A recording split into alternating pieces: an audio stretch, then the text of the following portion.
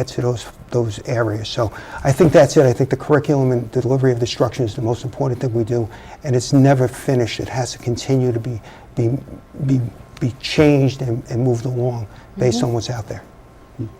The people asked me 6 years ago, I was on the budget committee for one term before the school board. People asked me, well, why the school board? They all expected that I was going to go to the town council.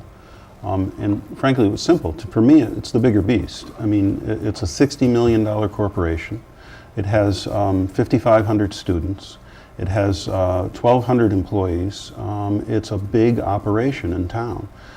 It has the most square footage of any facility in town. It requires a lot of management and appropriate management. I think that yesterday we heard Chairman Herman talk about all of the great things that have happened in the district. The superintendent of the year this year, the high school of the year, the principal of the year, vice principal of the year, the school board of the year a few years ago, teachers of the year, art teacher of the year. It just continues. And Londonderry has always been a leader. Ron mentioned the adult ed program, which is one of the programs that I just adore because I was one of those kids. And I think that it helps those students that need an alternative to education get out there. Plus the fact that we're able to get that less than 1% dropout rate. We're capturing them all in a net and we're saving them. We've got students that are going to college. 90% of our students go on to a school. Some of them to 2-year schools, many to 4-year schools.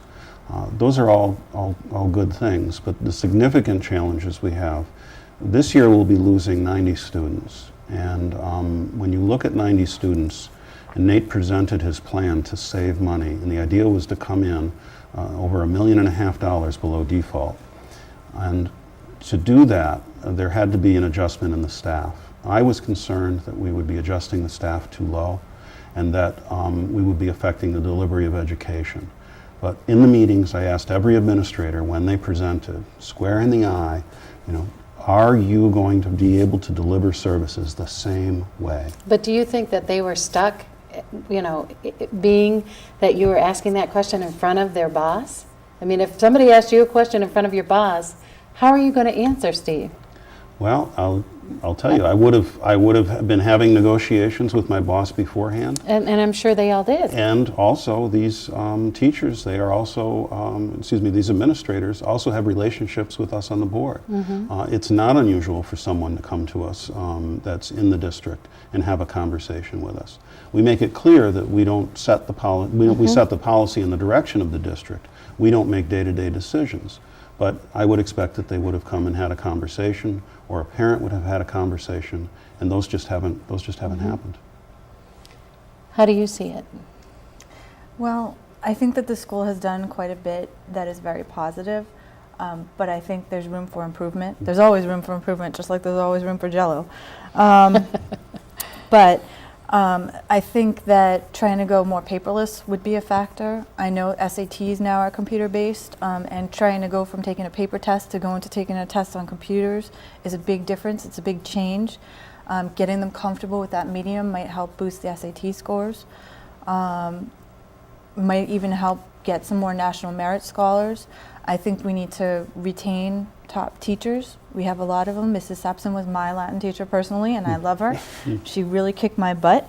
So I think there's a lot that we've done well, but I think there's so much more we could do better. I think we have so much potential. Okay, so Ron, this is a question that came from not our audience member, but an audience from, I've put this information, a virtual audience, our online audience. I have put, I put it out there that I would be entertaining any questions from them to ask you all. And you mentioned that you've done you've been on this now for 18 years then. 3-year term. That's correct. So you've been on the school board for 18 years. Do you, any of you, all of you, feel that there should be a term limit? Should you just say, I've done my job and it's somebody else's turn to do it, or do you still feel you have things that need to be done that you haven't finished? myself, I think there's things that I need to do that are unfinished. I think it's a living program. Over the years, I've looked at it and I've made curriculum, technology, special education have been areas of focus for me. I've served on the budget committee. I've looked at the budget. I've earned my business administrator's certification so I can understand the back end of the business better. So I have a certification in that. And there's areas that I think I contribute to. I'm a very active member of the curriculum committee. Understand curriculum. I'm a very active member of the special education committee. I do that. Those are areas that are spending a lot of money. So I understand the money portion of it, and we've made plans. I've been an advocate of the in-house programs that has saved the district a tremendous amounts of money over the time. So I don't think it's amount of time on the board. Is what am I adding, what value am I adding to the board, or what value is anyone adding to the board? Yeah, anyone, because it's not, I'm not personally, I'm saying, But- you're an example of someone who's had many, many terms on the board. Right. And so, you know, as a generalization, do you feel that term limits should be in place? I don't. I think the Or- voters. I think the voters give you term limits. Okay. I and mean, that's- I was on for 3 years, and at one point they said, well, we'd like to try something else. Mm-hmm. And I lost an election. And I came back, and the voters said, we'd like to see Well, you we again." tried it and we didn't like it, so come on back. So, and over that time, I voted against Ron Natale.